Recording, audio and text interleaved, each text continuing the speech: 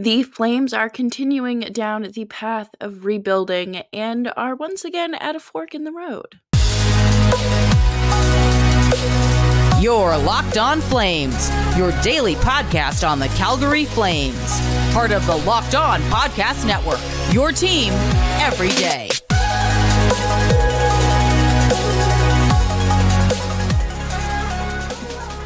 Hello, everybody, and welcome to today's episode of Locked On Flames. As always, I'm your host, Jess Belmosto, and thank you so much for joining me today. Alongside me is my partner in crime, Nick Zararis. Nick, how are you doing today? I got the Zach Bryan flu, if you can't hear it in my voice. Well, it could always be worse. Today's episode is brought to you by Sleeper. Download the Sleeper app and use promo code LOCKEDONNHL to get up to a $100 match on your first deposit. Terms and conditions apply. See Sleeper's terms of use for details.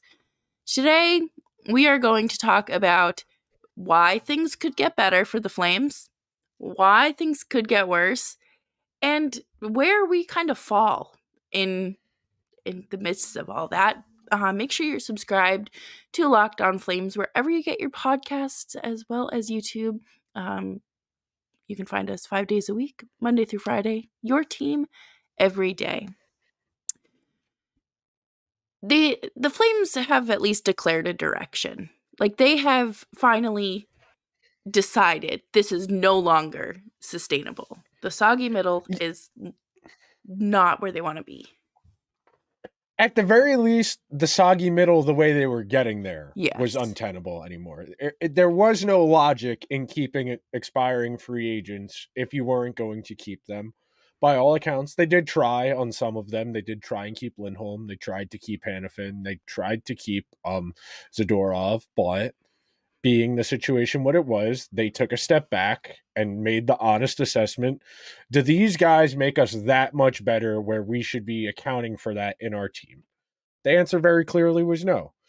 The team, the first few months of the season, played no discernibly better or worse than the group last year. I would argue slightly worse than last year. They're going to finish off of that pace. There's an argument that if they came out of the gate hot as opposed to cold, maybe they would have been a little closer to the playoff conversation come the deadline, and then it's a different conversation.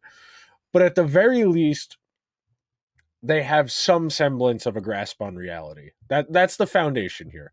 The first step in any problem is acknowledging there is a problem.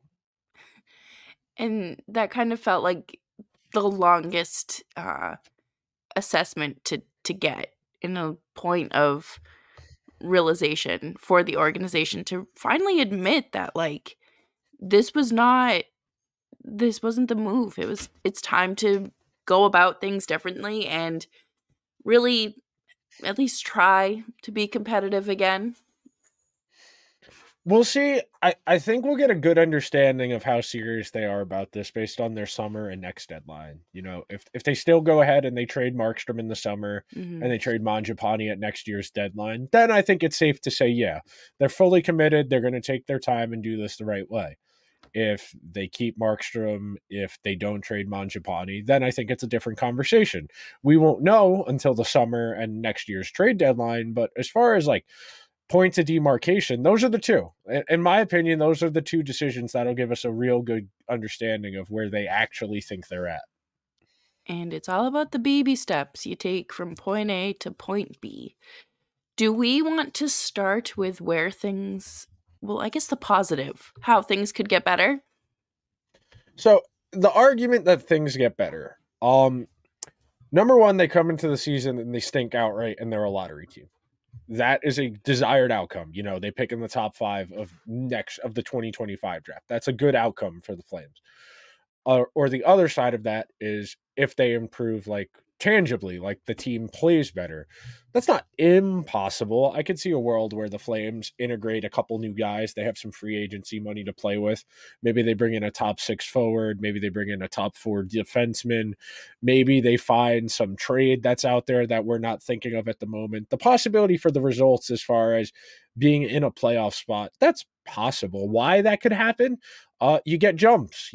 Zary makes a jump. Pospisil makes a jump. Coronado comes in and scores, 15 goals in 75 games next year. Maybe you get Peltier to give you 35 to 40 points. And those two guys in particular, you add Coronado and Peltier to the group, they're going to be cheap next year. They're still on their entry-level contracts. So that'll give you the option of maybe we sign a veteran short-term to big money. Maybe we give our version of the Tarasenko 1 year, $5 million deal. We do something like that to give our guys who stayed through and are still trying, guys like Kadri, guys like Backlund, the guys who are still out there busting their butts, give them a reward, throw them a bone and say, we appreciate what you're doing for us. We know this isn't what you signed up for, especially in Kadri's case, but it's not lost on us how much you're trying. Mm-hmm. And it's pretty clear that they're never going to fully bottom out and just be a horrendous team like the Sharks or the Chicago Blackhawks. I think because they have too much talent. Yeah. I think that's the thing. I don't think you're going to be able to convince them that it's going to benefit them to trade Rasmus Anderson next year or Mackenzie Weegar or Kadri or any of the big name guys. They're going to keep some semblance of a group of veterans together. And I think it's important to just remember that these are people too, and the environment and the culture in the room and around the team is just as important as what you're seeing out on the ice. And we have seen them time and time again this season, just they show up, they do their job, and it's no one's throwing in their hat, throwing in the towel. They're still doing the thing. And that does matter on some level. I think that would help as far as pitching guys why you should want to come here. That even when nothing to play for, the guys that are here are out there, they're busting their butts. They're trying. And that means something as far as what the organization, what it represents, that type of thing. That stuff does matter. When you are the team that, even if you don't have a lot to play for, you're still out there plugging away, trying, that does matter. And as far as why it could be better next year, the other thing, if you are a fan of a perpetually mediocre or outright bad team, as a Met fan, I'm speaking, if you have no expectations and you come into the season and they pleasantly surprise you, that's great. That's what we talked about a lot as far as framing our mindset post-trade deadline. If they lose these games, great. That helps them with the draft position. If they win these games, great. They're spiting the Kings, the Oilers, etc. So no matter what, you're winning. You go into next season with the mindset of they're probably going to pick 11th or 12th in the draft. You're setting yourself up for reasonable happiness with the Flames next year. If you're thinking they're going to be pretty mediocre or outright bad, and they're worse and they pick in the lottery, or they're good and they're flirting with the playoff spot, as a fan, you're getting one of the two desirable outcomes. Yeah, and you aren't necessarily, you aren't watching horrendous hockey. We just talked about, this team goes out there and they try night after night, and you aren't going to become a better hockey team in the way that people are hoping for without the stinkiness. So you just got to take it now. Take medicine now, and you'll reap the rewards later. Yes. I've used Pittsburgh, I've used Washington, I've used the Blackhawks, teams that have had long periods of sustained success, championships. The only teams that didn't really get that, the Sharks, who they won a lot of playoff games last decade. They didn't ultimately win a Stanley Cup, and all they've got to show for it is Joe Thornton's retired number. They'll probably retire Pavelski's number at some point. The Rangers will probably retire Chris Kreider's number. That's all they have to show for the last 10, 15 years. But you do eventually have to pay the piper. And depending on how long you stave off needing to pay, that's the interest accrues over time. Eventually, you're going to have a really rough balance you have to pay back. And the Flames aren't absolutely at the bottom end of that, where Pittsburgh and the Pittsburgh is now, but they're pretty close. Yeah, and there'll be an interesting summer watch as well. So go subscribe to Locked On Penguins, because Hunter does a fantastic job over there.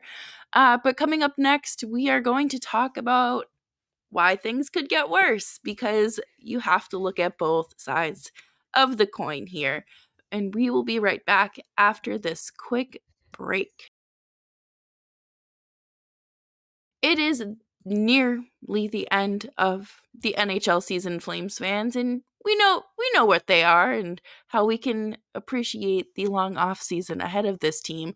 Regardless of where we are in the current standings, I want to remind you that you can win big by playing daily fantasy hockey on Sleeper, the official daily fantasy app of the Locked On NHL Network. Sleeper is our number one choice for daily fantasy sports, especially daily fantasy hockey. Because with Sleeper, you can win 100 times your cash in daily fantasy hockey contests. All you have to do is pick whether studs like McDavid or McKinnon will record more or less than their Sleeper projections for things like goals, assists, saves, plus minus, and more in a given game. To win 100 times your bet on Sleeper, you need to correctly predict the outcome of 8 player stats.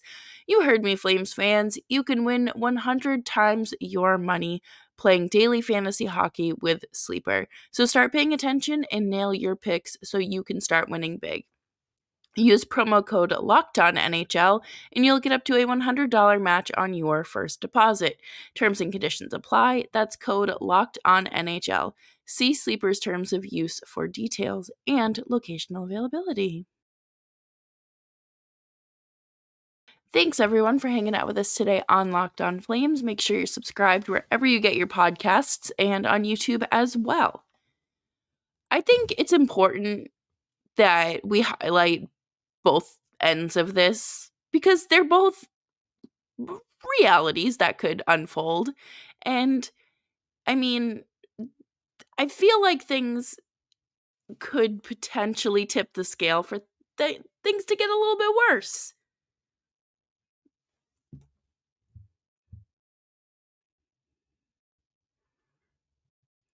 I coughed.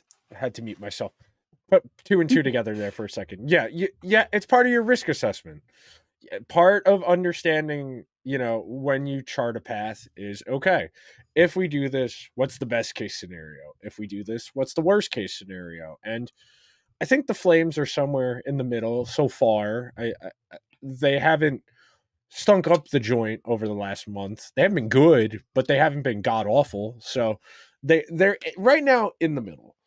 As far as why things probably go worse, you don't get the 50 games of Lindholm and Hanifin. Mm-hmm. You don't get the 30 games of Zadorov. You don't get the 50 games of Tanev. You probably don't get Vezina goaltending from Markstrom. And right there, that's 5 to 10 wins in the standings easily, just with taking those 4 guys at those 3 trades out and Markstrom going back closer to average as opposed to above average. Yeah. And I keep thinking about the defense and how different it is compared to where they were and just how much of a backslide it's taken. And that's not a knock on the guys that have come in. It's just a matter of replacing the good defensemen that were there. It's going to take a while. The institutional knowledge you lose when you trade veterans and you replace them with inexperience, you are going to have more pain than the average team. Guys who have experience have a better baseline level of play. These guys with less experience, they're a lot more volatile. They're prone to the big mistake. And in that, it's a challenge when you're putting together your roster, or if you're a coach and you're trying to figure out how you want to use guys. If you don't know what someone is, it's a real challenge to plan and account for them. So that only makes your job more difficult. And I imagine next season, the Flames will be significantly more volatile as a team. They will struggle a little bit more to find consistency. They will struggle to play a particular brand of hockey on any given night, because that's part of the difference between established and non-established players. The more established guys, you have a better understanding of what they are, and that's really what separates the good players from the great players. The great players are consistently great. It's just, I'm so intrigued by how things are going to go this summer, and I feel like every like benchmark that we've talked about this season is going to repeat itself next year because they do have names that they can trade away. If they trade away Mangiapane, that's another defensive liability right there. It's a challenge. You have to account for what your goal is. If you don't care, excuse me as I readjust here, if you don't care what happens next year as far as results, if you miss the playoffs, the lottery, whatever, okay. If you want to go into next season using it as an opportunity to evaluate guys who you brought in the last year and a half, you know, your draft picks, your prospects, maybe some project guys you bring in, you try and salvage some value out of, and then eventually subsequently flip. Sure. If that's your goal, that's fine. If you want to try and be competitive next year and you pursue that avenue by getting more established players who have more experience, a little bit more consistent, that's also fine. The problem and the real undercurrent of all of these questions we've asked over the last month and a half and the genesis of this show is, how long is this all going to take? Conservatively, it's probably going to be at least next season and the one after that before we could start talking about the Flames seriously again. That's a long time. And that's a source of a lot of the apprehension right now. Right. And that's if everything goes smooth. Yeah. Well, yeah. That's if everything hits. That's if, you know, you're able to get the most out of the new guys, the young kids, and the veterans. Like, I'm thinking about Jonathan Huberdeau, and he is more than likely going to see less points this year than he did last year, and that's another issue. And based on patterns, you would expect him to probably finish with less points next year. Granted, it is a very small sample size, but you just luck. The Flames have needed luck to go their way in order to succeed a lot. And that's not always going to be the way. It's not going to unfold that way. It's not realistic.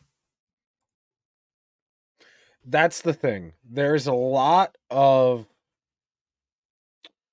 unknown. There's a lot to be still determined, and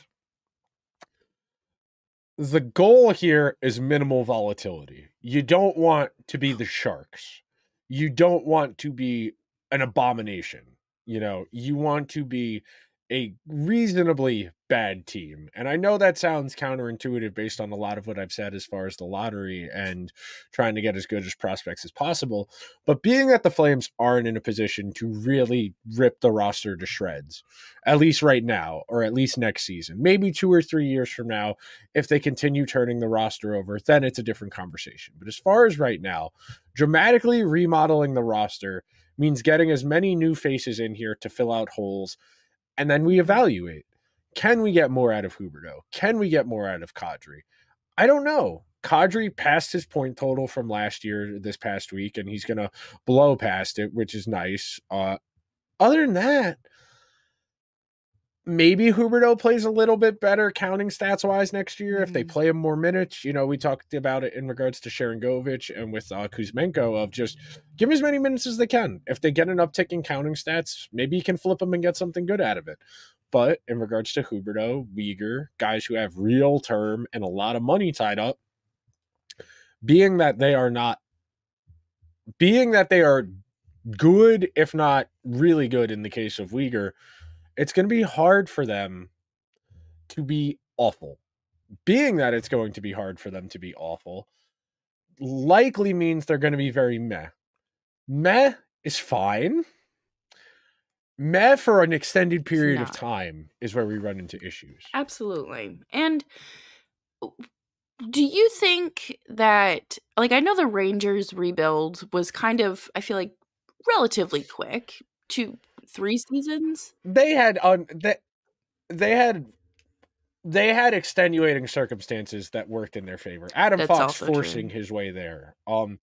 Jacob Trouba leveraging his way to an American team that just so happened to be the Rangers. Panarin picking the Rangers over teams that offered him more money. You know, the Rangers are an extreme outlier. I would not compare any rebuild to the Rangers because no team just has a Norris caliber defenseman force its way there. That just doesn't happen. The Rangers got extremely lucky there. Maybe the Flames can find somebody who wants to be here. That would help. We've talked a lot about that. That is part of establishing what it's going to mean to be a Flame going forward, is the guys who want to be here. And we will have to see who wants to stick with the Flames or potentially join the Flames as we move through the summer and into next season. But coming up next, we're going to give you our thoughts on where things will realistically turn out for them. And we will be back right after this.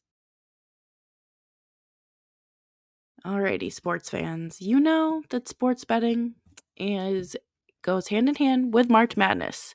The calendar is loaded, and FanDuel's making it even easier and more exciting to get in on the action. Because right now, new customers get $200 in bonus bets with any winning $5 bet.